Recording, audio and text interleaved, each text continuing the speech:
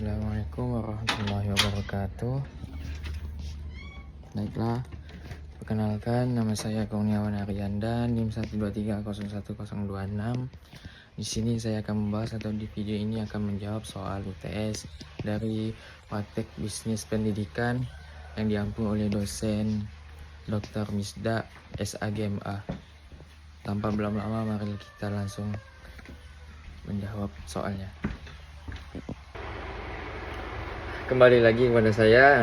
Sini saya akan melanjutkan langsung pada soalnya saja.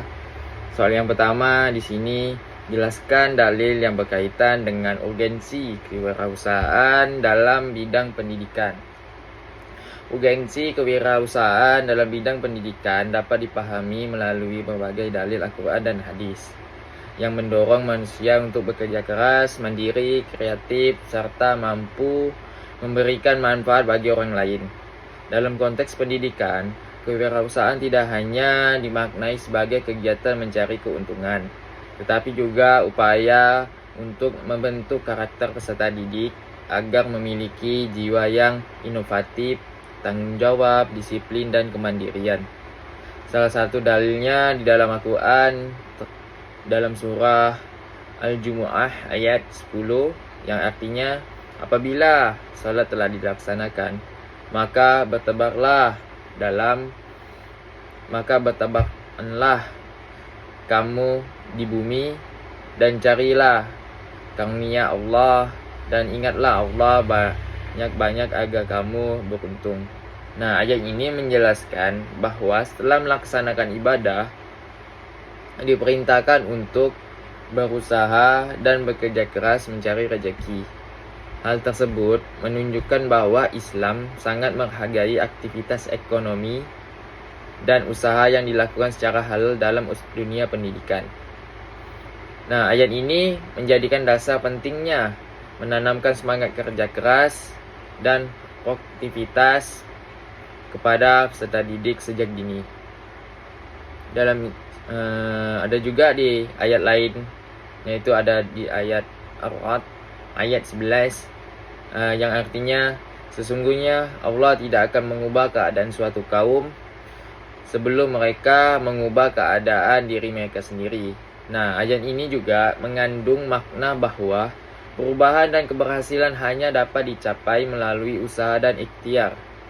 Jiwa kewirausahaan dalam pendidikan sangat penting untuk membentuk generasi yang aktif, kreatif, dan tidak bergantung kepada orang lain. Peserta didik diajarkan untuk memiliki keberanian dalam menciptakan peluang serta mampu menyelesaikan masalah secara mandiri. Dan juga di dalam hadis, Nabi Muhammad SAW bersabda, tangan di atas lebih baik daripada tangan di bawah. Hadis Bukhari Muslim. Nah, hadis ini juga mengajarkan bahwa memberi lebih baik daripada meminta.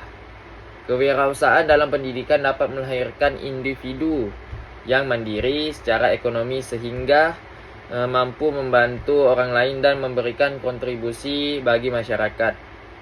Pendidikan kewirausahaan juga dapat mengurangi pengangguran karena peserta didik tidak hanya berorientasi mencari pekerjaan, tetapi juga mampu menciptakan lapangan pekerjaan. Rasulullah SAW sendiri merupakan seorang pedagang yang jujur dan sukses.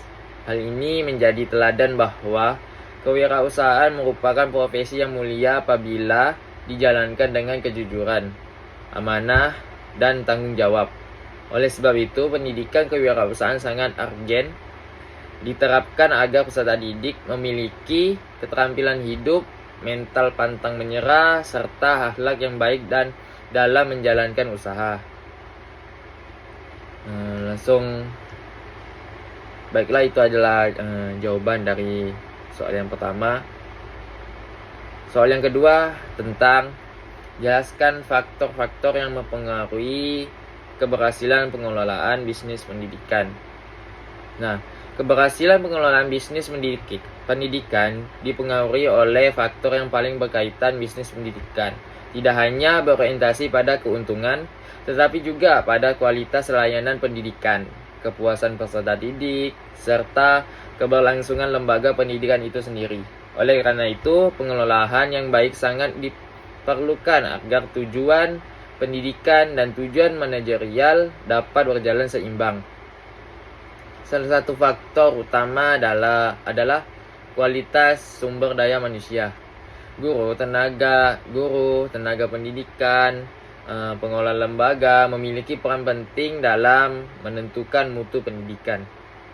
Guru yang profesional, kreatif, dan kompeten akan meningkatkan kualitas pembelajaran sehingga lembaga pendidikan lebih dipercaya masyarakat.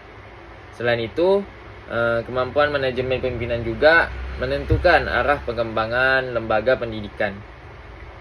Nah, faktor yang lainnya yaitu manajemen dan kepemimpinan yang efektif.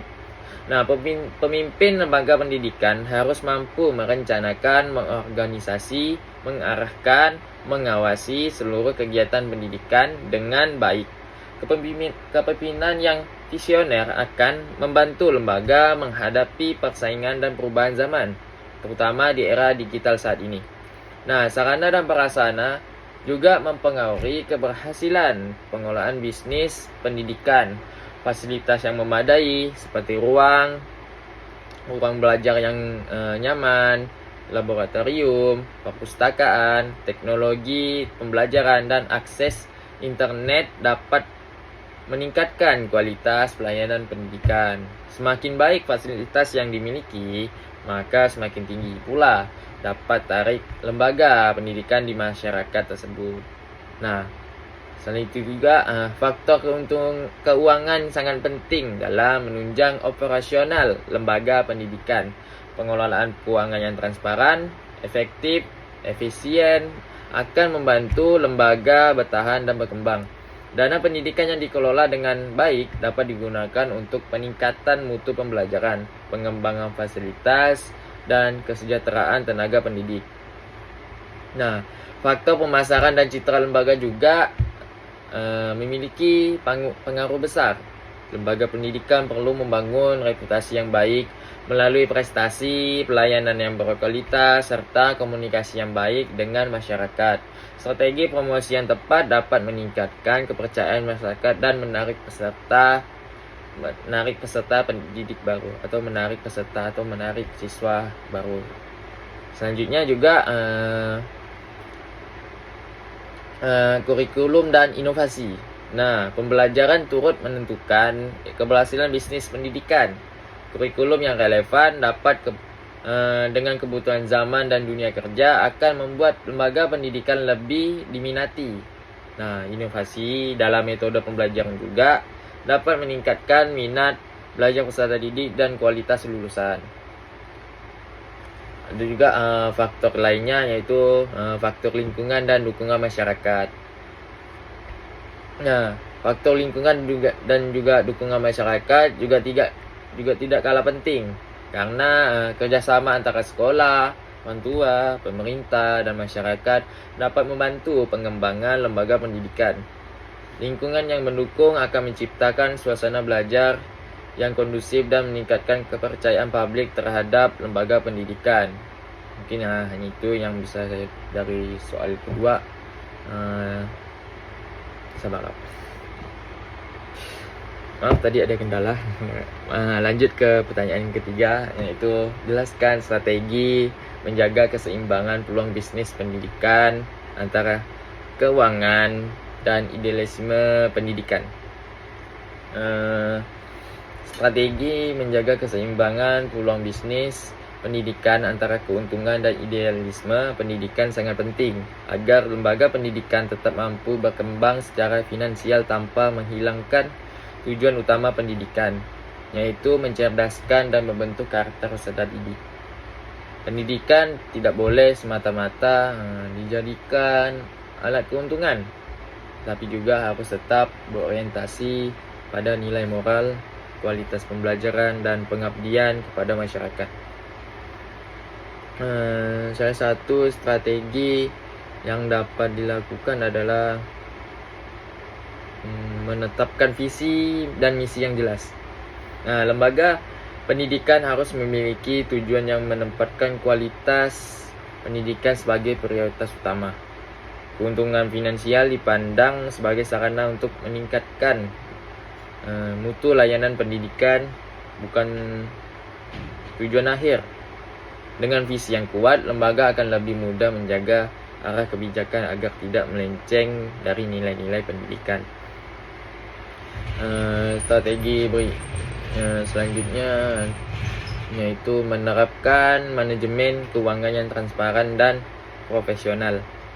Nah, pendapatan yang diperoleh dari kegiatan pendidikan sebaiknya dialokasikan kembali untuk pengembangan fasilitas, peningkatan kualitas guru, beasiswa peserta didik, dan inovasi pembelajaran. Nah, dengan demikian, dengan itu, keuntungan yang diperoleh dengan memberikan dampak positif bagi pendidikan, bagi mutu pendidikan. Selain itu juga lembaga pendidikan perlu menjaga kualitas layanan dan etika pendidikan dalam persaingan bisnis pendidikan. Promosi yang dilakukan harus tetap jujur dan tidak berlebihan. Lembaga juga harus menghindari praktik komersialisasi yang merugikan peserta didik, seperti biaya yang terlalu tinggi tanpa peningkatan kualitas yang seimbang. Maka pendidikan harus tetap dapat diakses oleh masyarakat luas, termasuk kalangan yang kurang mampu.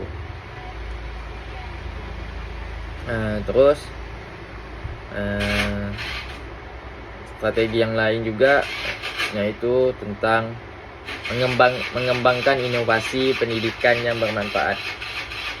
Lembaga pendidikan dapat menciptakan program unggulan, pelatihan keterampilan, pembelajaran berbasis teknologi, atau kerjasama dengan dunia industri tanpa meninggalkan nilai-nilai pendidikan.